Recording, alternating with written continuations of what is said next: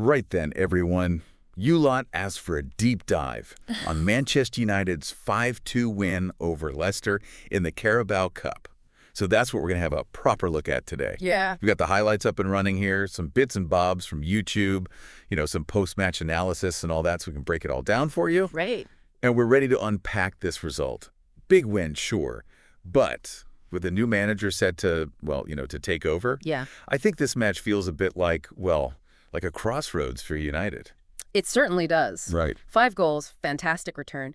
But conceding 2 to a Leicester side who are battling it out in the championship. Oh, yeah. I mean, it makes you wonder, doesn't it, whether this Right. attacking flair, is just masking some defensive frailties, really. Yeah. And that's the big question, isn't it? Mm-hmm. Can a new manager come in and fix that quickly enough to salvage their season? Yeah, it's the million-dollar question, isn't it? I mean, everyone was raving about this newfound sense of freedom in United's play. Yeah. And, I mean, the commentators were practically giddy about it. Yeah. So was it simply the absence of Ten Hag's pressure, a cup game mentality, or something more, do you reckon? Well, let's not forget, they've only scored, 8 goals in the Premier League all season? Yeah. And then to suddenly erupt for 5 goals. I mean, it does suggest a shift, doesn't it, Yeah. in mindset? Yeah. Almost as if the shackles are off and the players are finally expressing themselves. Right.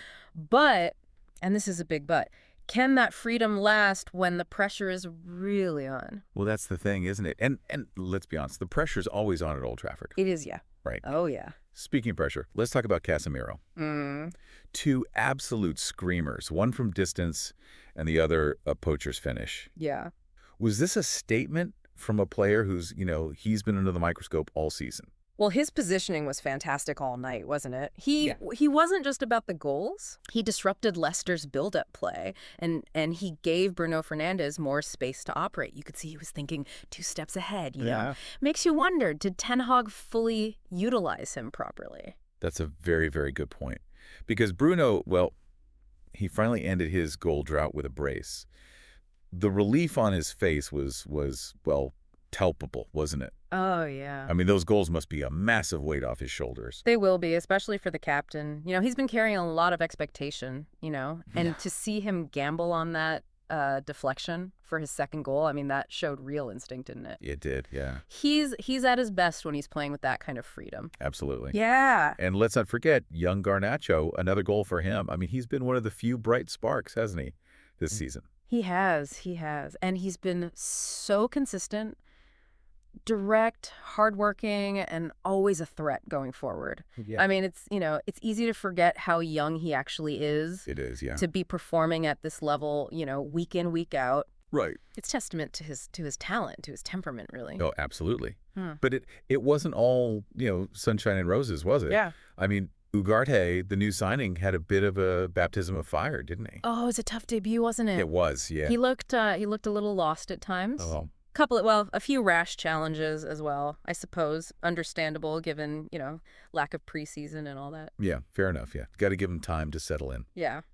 But it does beg the question, how patient should the fans be with his development? I mean, can Amorim come in and unlock his potential? That's the thing, isn't it? We've seen glimpses, haven't we, of what he's capable of, the tough tackling, the tenacity, but he needs time, doesn't he, to settle in, to understand the demands of the Premier League. He does, yeah. Yeah. Well, speaking of Amorim, you've got to wonder what he'll make of all this, haven't you? Yeah. But before we kind of delve into his potential arrival, we can't ignore the rather large elephant in the room, can we? We can't. Having a club legend like Van Nistelrooy leading the team, even temporarily, it must have been quite a surreal experience, mustn't it, for the players? Oh, absolutely. It's such a strange situation, isn't it? It is. An interim manager who's also a club icon, essentially keeping the seat warm for the new gaffer. I mean, how much influence can he really have? It's difficult to say, isn't it? But you have to imagine his presence, must have had some impact, mustn't it, on the team? Yeah. Especially those young forwards, having a legend like Van Nistelrooy guiding them. Right. I mean, you'd have to think, wouldn't you, that would give them a confidence boost. Yeah, I suppose so, yeah. But how do they then adjust to Amorim's arrival. Yeah. And let's not forget this whole power struggle saga that's been right. rumbling on at United. Oh. I mean, how does he walk into that environment and stamp his authority? That's going to be the first big test, isn't it? He needs to establish his authority from day one. It's about setting clear expectations, holding players accountable, and getting everyone, regardless of their status, to buy into his vision. He certainly doesn't have an easy task ahead of him. So let's talk about Ruben Amorim then. Yeah. The man waiting in the wings. When is he likely to make his grand entrance at Old Trafford? Well, the whispers suggest he's keen to take charge after the international break, which, makes sense, doesn't it? Yeah. Gives him a chance to assess the squad, get his ideas across, and avoid, being thrown straight into the deep end. It makes sense, doesn't it? Yeah. But it's the Premier League, mate. There's no easing in gently, is there? Not at all, no. So before we break down Amorim's potential impact, Right. let's just take a moment to think about the bigger picture here, right? Yeah. What does this win tell us about the state of Manchester United right now? I think it shows that they're a team at a crossroads, capable of breathtaking attacking displays, but still prone to those defensive lapses. There's a lot of potential, but it's raw, and inconsistent. The question is, can Amorim harness that potential and turn them into a consistent force? That's the question, isn't it? I mean, are they on the cusp of greatness, or are they still grappling with an identity crisis? It's hard to say for sure. Well, they've got the ingredients, that's for sure, haven't they? They have. Talented players, passionate fans, a new manager with a proven track record. Yeah. But turning potential into consistent success, well, that's the real challenge, isn't it? It is. It is. Yeah. Big challenge ahead of him. It is. Watching those highlights back, it's clear, isn't it, that those defensive frailties we mentioned, they're still a major concern. That second Leicester goal just before halftime, I mean, it was schoolboy stuff, really. Yeah. Basic marking errors that simply shouldn't happen at this level. You can't afford to switch off like that, can you? Against the top teams. You can't. Look, Amorim, he's known for favoring quite a high-pressing, aggressive style. Right. But it's underpinned by a real emphasis on defensive structure. Okay. To put it simply, he wants his team to win the ball back high up the pitch. But they have to do it in a coordinated and disciplined way. So like a pack of wolves hunting down their prey. Exactly. Think back to Sporting Lisbon's Europa League win against Arsenal a couple of seasons ago. Oh, yeah. They absolutely suffocated Arsenal in midfield, forced errors, and hit them on the break. Yeah. That's the blueprint. That's the blueprint Amorim will be looking to implement at United. So high-pressing, organized defending, but does he have the personnel to make it work? I mean, do you think he'll be looking to bring in some defensive reinforcements in January? He might do, yeah. He might want to, assess what he's got first. Right. But if those errors persist, Yeah. I wouldn't be surprised to see him target a commanding center back, in the next transfer window. Someone who can organize the back line and bring a bit of leadership. Let's shift our focus to the attack for a Sure. moment. We have to talk about Bruno Fernandes's resurgence. Yeah. Those two goals were absolutely vital, not just for the team's result, but for his confidence as well, I think. Without a doubt. You could see the weight lift off his shoulders, couldn't you, Yeah. after that first goal? Yeah. He's been carrying the burden of captaincy and the pressure that comes with it. But those goals, they showed, didn't they, that he hasn't lost that predatory instinct. He does, yeah. He was in the right place at the right time, anticipating the play, and Yeah. that's what makes him such a dangerous player.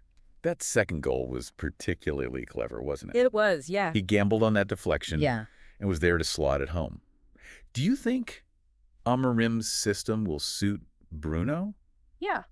He seems to be a manager who encourages attacking football. It should do. Amorim's system relies heavily on creativity from midfield. Right. So Bruno, he should flourish in that environment. He'll have the freedom to roam, to create chances, to link up with the likes of Garnacho and Rashford. It's an exciting prospect, isn't it? It is, yeah. And of course, we can't forget Rashford. I mean, they've really missed his pace and directness in recent weeks, haven't they? They have, yeah. When Rashford's on form, he's a nightmare for defenders, He is. He stretches defenses, creates space for others, and he can score goals.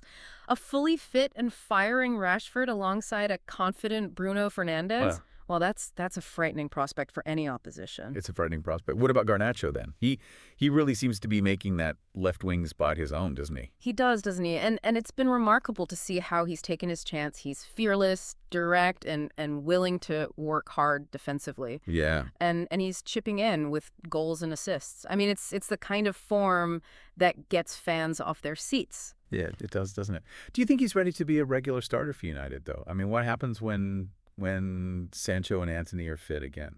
Well, that's a good question. I mean, it's a nice headache for Amorim to have, isn't it? It is, yeah. He's got some real selection dilemmas on his hands. But Garnacho, I mean, he's certainly staked his claim, hasn't he? Yeah. He's been one of their most consistent performers this season, and you can't ignore that. You can't.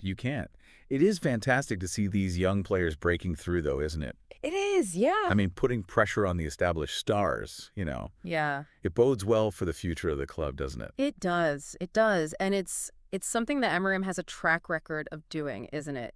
He's not afraid to give young players a chance, and he's got a knack for developing talent. Just look at what he did with the likes of Nuno Mendes and Pedro Gonçalves at Sporting Lisbon. Okay, right then. Let's turn our attention fully to the man of the hour, Ruben Amorim. What can you tell us about his managerial style? What can Manchester United fans expect to see from his team? Well, his Sporting Lisbon side, they were known for their tactical flexibility, their high pressing game, and their ability to control possession. They were a joy to watch at times, a really exciting team. Right. But as we've already touched on, the Premier League is a different beast altogether, isn't it? It is. It's faster, more physical, more demanding. Can he adapt his style to cope with the rigors of English football? Mm-hmm. I mean, you look at someone like Marco Silva, he's doing a fantastic job at Fulham. And he's managed in Portugal as well? Yeah. I mean, can Amorim have that kind of impact? That's the big question, isn't it? There are no guarantees, are there? No. But what Amorim does have is a clear vision, right? A strong tactical mind, yeah, and a reputation for getting the best out of his players. And let's not forget, he's achieved success at a high level already. He guided Sporting Lisbon to their first league title in 19 years. I mean, he knows how to win. That's true. The fans will be demanding success, though, won't they? Yeah. I mean, they're desperate for a return to the glory days. Can Amorim deliver? Yeah. Can he handle the pressure cooker of Old Trafford? The pressure will be immense. There's no doubt about that. Mm-hmm. But that comes with the territory, doesn't it? It does. At a club like Manchester United, look, he's not the first manager to face that scrutiny, and he won't be the last. It's how he handles that pressure that will determine his success. It's a massive gamble for the club, isn't it? Yeah. Appointing a young manager with no Premier League experience. Yeah. But then again, sometimes you need to take a risk to get the rewards. Exactly. And who knows, this could be the start of a new era for Manchester United. Yeah. A young, hungry manager, a squad brimming with talent. It's got the potential to be something special. It's a fascinating prospect, isn't it? But before we get carried away with talk of titles and trophies, let's drill down into the specifics of Amorim's tactics a little more. How do you think he'll set up the team? Who are the players that will benefit most from his arrival? Well, one area where I think Amorim could have a significant impact is in midfield. Right. Under Ten Hag, there often seemed to be a lack of balance, and control in that area. Yeah, you're right. It always felt like they were either too attacking or too defensive. They could never quite find that happy medium, could they? Exactly. And that's where Amorim's tactical nous comes in. He's got a knack for building midfields that are both solid defensively and creative going forward. It's about finding that equilibrium. So how do you think he'll set them up then? If everyone's fit, what sort of midfield trio are we likely to see under Amorim? Well, I reckon he'll go for a midfield three of Casemiro, okay, Mount, and Fernandes. Ooh, now that's a midfield with a bit of bite, isn't it? It is. You've got the defensive solidity of Casemiro, the energy and box-to-box dynamism of Mount, and then the creativity and goal threat of Fernandes. It's a blend of steel, industry and flair. Sounds good on paper, but can those three actually play together? I mean, they all like to get forward, don't they? Won't there be a lack of defensive cover? That's the challenge for Emery, isn't it? Yeah. Finding the right balance. He'll need to make sure that the midfield is compact and organized when they're out of possession.